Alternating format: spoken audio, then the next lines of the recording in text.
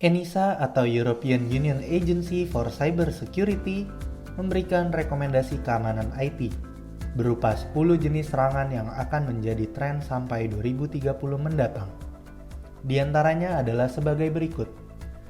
Pertama adalah kerugian atau kerusakan pada supply chain dari perangkat lunak. Kedua, disinformasi berita pada tingkatan yang lebih lanjut.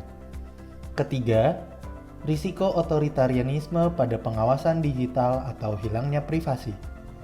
Kemudian, kesalahan manusia dan eksploitasi sistem dalam ekosistem secara fisik. Jenis serangan yang kelima adalah serangan dengan target tertentu yang lebih canggih dengan menggunakan data dari smart device. Keenam, kurangnya analisa dan kontrol terhadap infrastruktur yang space-based. Selanjutnya, munculnya ancaman hybrid pada tingkat yang lebih tinggi. Poin nomor 8 adalah kekurangan tenaga ahli. 9. Cross-border ICT service sebagai pusat kegagalan, dan yang terakhir adalah penyalahgunaan kecerdasan buatan.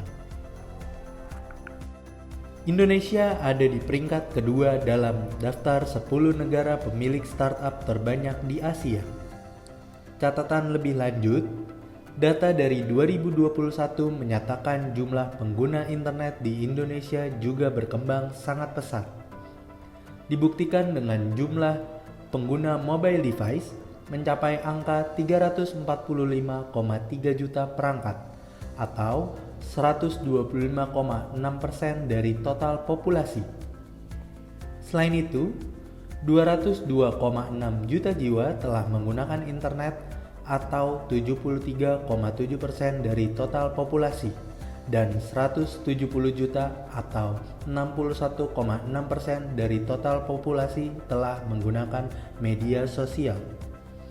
Data tersebut merupakan potensi pengembangan usaha yang luar biasa, tapi juga mempunyai potensi risiko sistem keamanan yang besar, sehingga dibutuhkan regulasi yang lengkap, kuat, dan tegas, juga sistem keamanan yang harus diprioritaskan.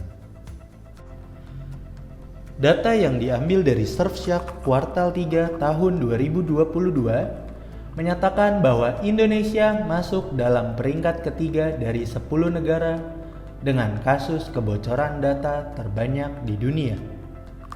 Lebih dari 12 juta data yang bocor hanya pada kuartal 3 tahun 2022. Hal ini harus menjadi perhatian yang sangat serius, mengingat jumlah pengguna jasa, perangkat, dan sistem internet di Indonesia yang terus meningkat. Menurut Pusat Operasi Keamanan Cyber Nasional (BSSN), serangan cyber ke Indonesia mengalami kenaikan dari tahun ke tahun. Kasus percobaan pencurian data sepanjang periode Januari hingga Agustus 2020 terdapat 190 juta serangan cyber dan 36.771 akun data yang tercuri. Hal ini terjadi di sejumlah sektor, termasuk sektor dengan risiko tinggi, yaitu sektor keuangan. Serangan itu dicatat mengalami peningkatan 5 kali lipat dari tahun 2019 dan terus meningkat hingga saat ini. Peran pemerintah Indonesia menjadi landasan dengan mengeluarkan Perpres nomor 28 tahun 2021 pasal 2 dan 3, serta BSSN yang bertugas membantu pemerintah terkait keamanan cyber, membuat standar ketentuan dan supervisi. Informasi yang diambil dari data indonesia.id, ada beberapa kasus dalam kurun waktu 1 tahun, mulai dari Mei 2020 yang menyatakan bahwa 19,56 juta pelanggan BPJS Ketenagakerjaan Indonesia diduga bocor pada 12 Maret 2023. Kemudian, terdapat kebocoran data nasabah Bank Syariah Indonesia (BSI), My IndiHome, hingga kehebohan hacker bernama Bjorka yang membocorkan data paspor Indonesia sebanyak 34,9 juta data pribadi dari berbagai kalangan termasuk kalangan pemerintah seperti Kemenhan, DPR RI, dan institusi penting lainnya. Hal buruknya, kasus mengenai kebocoran data ini masih terus meningkat hingga saat ini. Saatnya kita sebagai komunitas cyber security bertindak, membasmi kebocoran data dan memberikan keamanan bagi kita semua. Verizon Data Breach Investigation Report mencatat, ada 10 sektor industri dengan kasus kebocoran data terbanyak global pada tahun 2021 dengan sektor keuangan, profesional, dan kesehatan ada pada peringkat 3 teratas dan diikuti oleh sektor lainnya seperti administrasi publik, informasi, manufaktur, pendidikan, dan lain-lain. Kemudian, apa yang menjadikan alasan bagi para hacker untuk menyerang personal data? Pertama, adalah untuk keuntungan pribadi, organisasi, perusahaan, atau lembaga tertentu. Kedua, untuk kepentingan analisis data seperti data mining, profiling, dan lain-lain. Ketiga adalah low bounty price. Artinya, para hacker merasa kecewa terhadap apa yang mereka dapatkan saat mengerjakan suatu proyek atau tugas. Hal keempat yang menjadi alasan hacker menyerang personal data adalah persaingan antar kelompok atau kompetitor. Kemudian, ada juga yang sengaja melakukan penipuan serta jual beli data untuk kebutuhan telemarketing. Setelah membahas alasan mengapa hacker mencuri personal data, berikut adalah beberapa tipe serangan yang biasa digunakan.